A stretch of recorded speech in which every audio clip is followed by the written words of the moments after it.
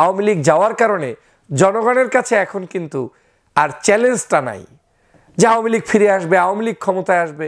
এই যে আওয়ামী লীগ আর আসবে না এটা নিশ্চিত হয়ে যাচ্ছে কেউ কেউ, সে কারণেই এখন প্রতিদ্বন্দ্বিতার মাত্রাটা হয়ে যাচ্ছে বিএনপি এবং বিএনপিরই শুভাকাঙ্ক্ষী খ্যাত বাংলাদেশের অন্যান্য রাজনৈতিক দলগুলোর মধ্যে। তুমুল প্রতিদ্বন্দ্বিতাপূর্ণ একটি নির্বাচনে সেখানে এই দুটি জোটের মধ্যেই নির্বাচন অনুষ্ঠিত হতে পারে। তার বাহিরে যদি আলাদাভাবে চমকপ্রদ কোনো কিছু দেখাতে পারে শিক্ষার্থীরা, যদি আলাদা জোট করে, কিন্তু আমার স্টিল মনে হচ্ছে শিক্ষার্থীরা আলাদা জোটে হয়তো যাবে না। হতে পারে এমন বিএনপির জোট এবং বিরোধী যে জোটটা থাকবে সেই জোটের মধ্যেই এই শিক্ষার্থীদের জোটটা সম্মিশ্রণ হবে। আলেমরা আর কারো মাথার কাঁঠাল হিসেবে ব্যবহার হতে চায় না, যে আপনি মাথায় কাঁঠাল রেখে ভেঙে খাবেন, সেটা আর চাচ্ছে না। এবং তারা এটাও চাচ্ছে না যে কোনোভাবে কোনো একটি শক্তির পক্ষে স্বার্থের জন্য এমপি হওয়ার জন্য গিয়ে পরবর্তীতে জাতির কাছে অপমানিত হতে হবে কিংবা অসম্মানের পাত্র হিসেবে থাকতে হবে, সেটাও চাচ্ছে বলে মনে হচ্ছে না। সারা বাংলাদেশের সকল রাজনৈতিক সচেতন নেতাকর্মীদের মধ্যে একটি আলোচনা চলছে, সেটা হচ্ছে নির্বাচনে কয়টি জোট হচ্ছে, কারা কোন জোটে থাকতে পারে, সেই আলোচনা সমালোচনা চলছে। দোকানে, রাস্তাঘাটে, মসজিদে, মন্দিরে, বিভিন্ন জায়গায়, পথে প্রান্তরে মানুষের আগ্রহটা হচ্ছে আগামী নির্বাচন কিভাবে অনুষ্ঠিত হয়। এবং দীর্ঘ 16 বছর পর্যন্ত যেহেতু বাংলাদেশে কোনো নির্বাচন অনুষ্ঠিত হয়নি, তাদের প্রত্যাশা অনুযায়ী প্রার্থীকে ভোট দিতে পারবে কি না সেটা নিয়ে এখন মানুষের মধ্যে জল্পনা কল্পনা, আগ্রহ অপেক্ষা করছে। আপনারা নিশ্চয়ই জানেন, বাংলাদেশ থেকে পতিত স্বৈরাচার শেখ হাসিনা যখন 5ই আগস্ট পালিয়ে গিয়েছে, পালিয়ে যাওয়ার পরে বাংলাদেশে আওয়ামী লীগের অবস্থানটা একেবারে শূন্যের কোঠায় চলে গিয়েছে। বাংলাদেশে কোনো নেতাকর্মী তারা এখন আর কোনো অ্যাক্টিভিটিস করতে পারছে না। পালিয়ে পালিয়ে কখনো জঙ্গলে, কখনো টয়লেটের পিছনে, কখনো তাহাজ্জুদে রুখতে তাদের অ্যাক্টিভিটিস চালানোর চেষ্টা করেন, কিন্তু আদতে সেখানে তেমন কোনো সাড়া তারা পাচ্ছে না। শেখ হাসিনাও বহুবার চট করে বাংলাদেশে ঢুকতে চেয়েও এখন পর্যন্ত তিনি সফল হননি, বরং তার নেতাকর্মীদেরকে বারবার তিনি বিপদের মধ্যেই ঠেলে দিচ্ছেন। অবশেষে তাদের অ্যাক্টিভিটিস চলমান রয়েছে তাদের নিজস্ব পেজ অনলাইনে, যেখানে তারা সারাদিন স্বপ্ন দেখছেন যে বাংলাদেশে তারা ফেরত আসবেন। ধরে নেওয়া যেতে পারে যে বাংলাদেশে শেখ হাসিনা এবং শেখ হাসিনার যারা দোসর রয়েছে তাদের অবস্থানটা একেবারেই শূন্যের কোটায় রয়েছে। বাকি যে দলগুলো রয়েছে তাদের মধ্য থেকে নির্ধারিত হবে যে কয়টা জোট হবে এবং কিভাবে সেই নির্বাচনটি অনুষ্ঠিত হবে।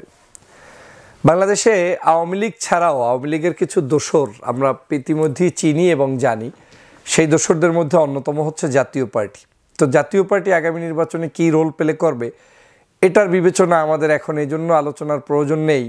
আমরা সর্বশেষ 2024-এর আওয়ামী লীগের নির্বাচনেই জাতীয় পার্টির করুণ পরিণতি আমরা দেখেছি। অতএব সেখান থেকেই স্পষ্ট ধারণা হচ্ছে যে জাতীয় পার্টি বাংলাদেশ থেকে বিলীন হয়ে গিয়েছে, ভ্যানিশ হয়ে গিয়েছে। তাদের প্রতি বাংলাদেশের জনগণের কোনো আগ্রহের লেভেলটা আর নেই। কারণ 26টা আসনে নির্বাচন করতে আওয়ামী লীগের প্রার্থীকে বাধ্যতামূলক অবসরে পাঠিয়ে তারপরে যেখানে আওয়ামী লীগের প্রার্থী ব্যতীত জাতীয় পার্টি দাঁড়িয়েছে সেখানেও মাত্র সম্ভবত 11টি আসনে তারা জয়যুক্ত হয়েছে, বাকিগুলোতে হতেও পারেনি। তার মানে এক বাক্যে তাদেরকে কেউ যদি কোনো রকম আইসিইউতে টেনে এনে নির্বাচনে প্রতিদ্বন্দ্বিতা ছাড়া জয়যুক্ত করতে পারে, তারা সেখানে জয়যুক্ত হতে পারবে। এছাড়া স্বাধীন কোনো জায়গায় নির্বাচনে প্রার্থী হতে পারলেও তারা কোনোদিন নির্বাচিত হতে পারবে বলে মনে হচ্ছে না। এমনকি খোদ রংপুরেই সম্ভবত তৃতীয় লিঙ্গের একজন ভদ্র মহিলার কাছে সেখানে কিন্তু পরাজিত হচ্ছিলেন প্রায় আমাদের এই জাতীয় পার্টির জিএম কাদের সাহেব। যাই হোক, আমি সে প্রসঙ্গে আলোচনা করতে চাই না। আমি আজকের আলোচনা যেটা করতে চাই, বাংলাদেশের বিভিন্ন পত্রপত্রিকায় এসেছে আগামী নির্বাচনকে কেন্দ্র করে 3টি জোট হতে পারে। 3টি জোট, একটি জোট হতে পারে বাংলাদেশ জাতীয়তাবাদী দলের নেতৃত্বে, আরেকটি জোট হতে পারে বাংলাদেশের সমমনা ইসলামিক দলগুলো যেমন জামাত ইসলামী, ইসলামী আন্দোলনের নেতৃত্বে, আরেকটি জোট হতে পারে পাশাপাশি সাধারণ শিক্ষার্থীদের যে নতুন সংগঠন এই সংগঠনের নেতৃত্বে। এখন কে কোন জোটে থাকবে সেটা হচ্ছে এখন আলোচনার বিষয় এবং এটা নিয়েই এখন বাংলাদেশে টানা হেঁচড়া চলছে। সাধারণত বাংলাদেশে আমরা এর আগে কখনোই ইসলামী জোটগুলোর উত্থানটা এতটা দেখতে পাইনি যেটা এখন আমরা শুনতে পাচ্ছি, দেখতে পাচ্ছি। এর অন্যতম কারণও আছে। 2001 সালে যখন নির্বাচন অনুষ্ঠিত হয় তখন সেই সময়ে সকলের আশা আকাঙ্ক্ষা আগ্রহর কেন্দ্রবিন্দু ছিল 4 দলীয় জোট, কারণ আওয়ামী লীগকে ঠেকাতে হবে। আওয়ামী লীগের ঠেকাতে গিয়ে আপনাকে সকল মানুষকে ইউনাইটেড হতে হবে, ঐক্যবদ্ধ হতে হবে, এবং সেই ঐক্যবদ্ধ চেতনায় বিএনপির নেতৃত্বে জামাত, তৎকালীন সময়ে ইসলামী ঐক্য জোট, তারপরে তাদের সাথে সংশ্লিষ্ট জাতীয় পার্টি, এরকম করে 4টা বিএনপি সহ 4টা দল সেখানে অংশগ্রহণ করে তারা সেখানে জোট করেছিল। পরবর্তীতে সেটা 14 দল, পরবর্তীতে আরও বড় দলে রূপান্তরিত হয়েছে। কিন্তু ওই 4 দলীয় জোটটাই ছিল মূলত 2001 সালের সবচেয়ে আকর্ষণ এবং কেন্দ্রবিন্দু আলোচনার জায়গা এবং জনগণের একটি আস্থার জায়গা। যারাই নারায়ে তাকবীরের পক্ষে ছিল তারাও 4 দলীয় জোটের পক্ষে ছিল, যারা এই ধর্ম এবং ইসলামের পক্ষে বেশিরভাগ ছিল তারা ম্যাক্সিমাম মানুষই ওই জোটের পক্ষে ছিল। কিন্তু আজকের যে সমস্যাটা তৈরি হয়েছে বাংলাদেশে, সেটা হচ্ছে শেখ হাসিনা পালিয়ে যাওয়ার পরে এখন আর সেই জায়গাটা নেই বলতে এখন আর সেই ঐক্য আপনি চাইলেও গড়ে দেয়া সম্ভব বলে মনে হচ্ছে না। যদিও আমি সবসময় ঐক্যের পক্ষে, আমি সবসময় চাই যে এই দলগুলোর মধ্যে অন্তত আন্ডারস্ট্যান্ডিং একটা ঐক্য হোক, কিন্তু সেটাও যে আদৌ কতটুকু হবে সেটা নিয়ে আজকের আলোচনা করছি।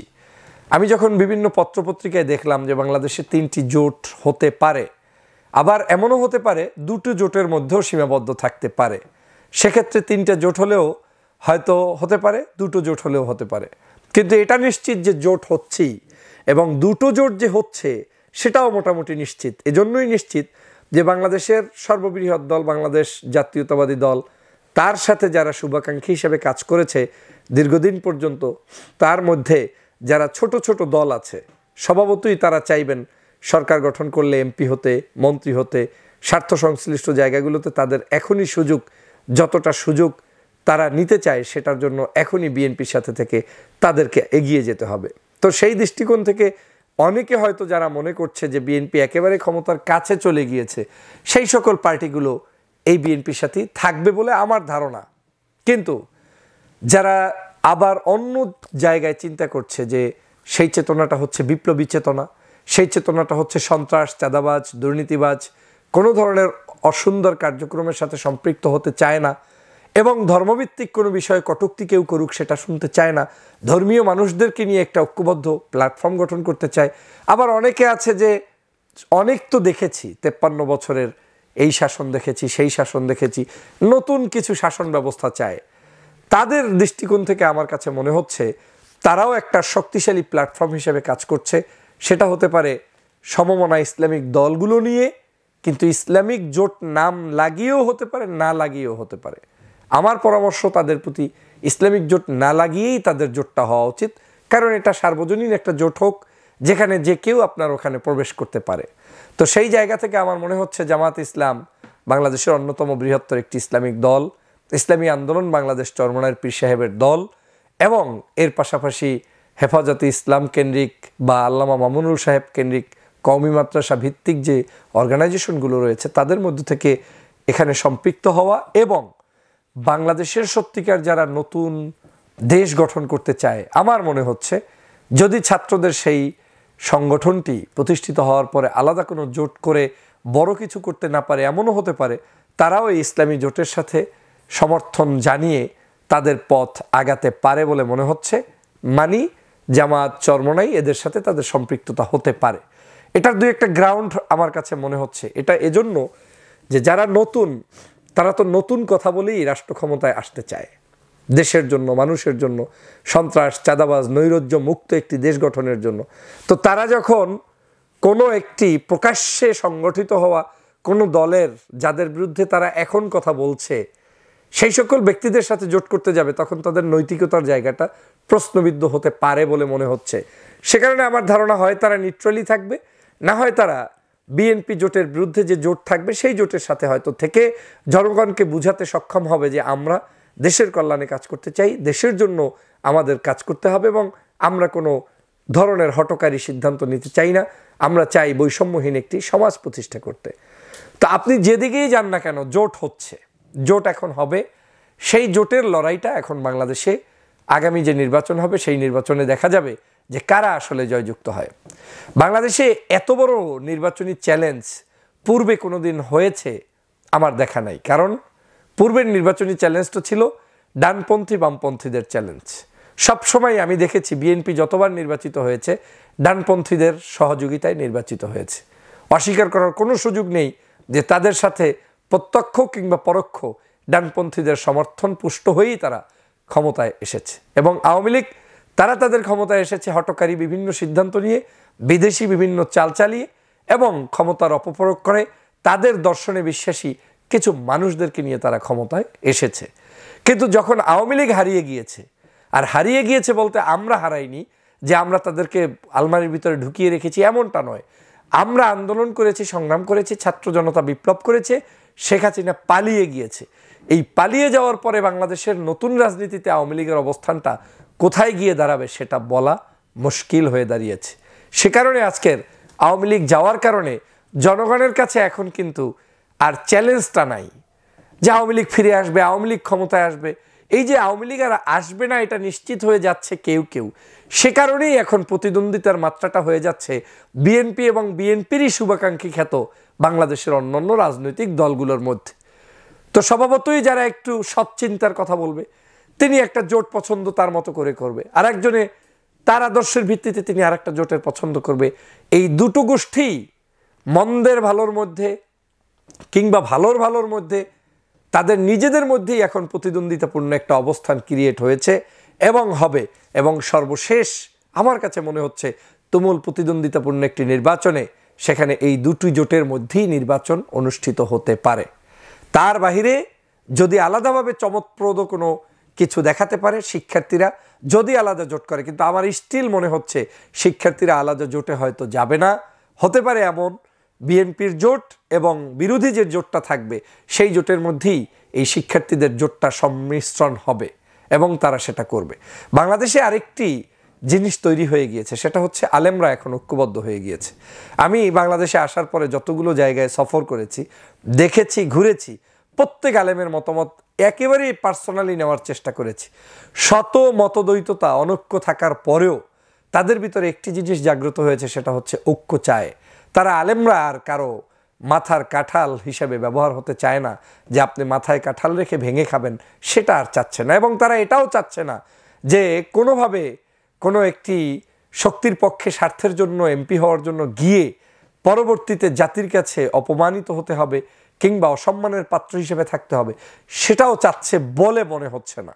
কিন্তু তারপরেও শেষ বলতে তো কোনো কথা নেই, রাজনীতিতে মারপ্যাচ থাকবেই এবং রাজনীতিতে সত্য মিথ্যার মিশ্রণ এগুলো আমাদের সামনে স্পষ্ট হবেই। আমাদেরকে অপেক্ষা করতে হবে আগামীর রাজনীতিতে আসলে কোন জোট কিভাবে আসছে, কোন জোটের কি অবদান, কোন জোট কিভাবে কাজ করছে। তবে এটা স্বীকার করতে হবে বাংলাদেশে হাসিনা বিরোধী সকল শক্তিগুলিরই বাংলাদেশ বিনির্মাণের জন্য কম বেশি অবদান রয়েছে, ত্যাগ রয়েছে। যেমন বিএনপির দেশনেত্রী বেগম খালেদা জিয়ার ত্যাগের সাথে, তারেক রহমানের ত্যাগের সাথে আপনি বিএনপির শত হাজার নেতাকর্মীকে মিলালে পারবেন না। ঠিক তেমনি জামাত ইসলামের নেতাকর্মীরা যেভাবে ফাঁসির কাষ্ঠের রশিতে ঝুলে তারপরে তাদেরকে হত্যা করা হয়েছে, তাদের ত্যাগ অস্বীকার করতে পারবেন না। ছাত্র জনতাকে 24-এর অভ্যুত্থানে তাদেরকে যেভাবে হত্যা করা হয়েছে, তাদের ত্যাগ অস্বীকার করতে পারবেন না। এভাবে করে প্রত্যেকেই এক বাক্যে আওয়ামী লীগের দোসর ছাড়া যারাই আছে তারাই কিন্তু আমাদের দেশপ্রেমিক এবং দেশের নাগরিক। আমার বিশ্বাস আমাদের এই দেশ সরকারি দল হোক, বিরোধী দল হোক কিংবা সরকারের মধ্যেও যারা যাবে, তারা বিএনপি নাম দিয়ে হোক কিংবা জামাত জোট নাম দিয়ে হোক, তারাই আমাদের দেশপ্রেমিক, তারা আমাদেরই মানুষ, তারা শেখ হাসিনা বিরোধী শক্তি এবং তারাই আগামীর বাংলাদেশ গঠন করবে। অতএব এই জোটগুলোর প্রতি শুভকামনা আমার থাকবে। আমার বিশ্বাস জোটগুলো দেশের জন্য, ধর্মের জন্য, মানবতার জন্য, দেশের মানুষের জন্য কল্যাণকর ভূমিকা পালন করবে, সেটাই প্রত্যাশা। আল্লাহ হাফেজ।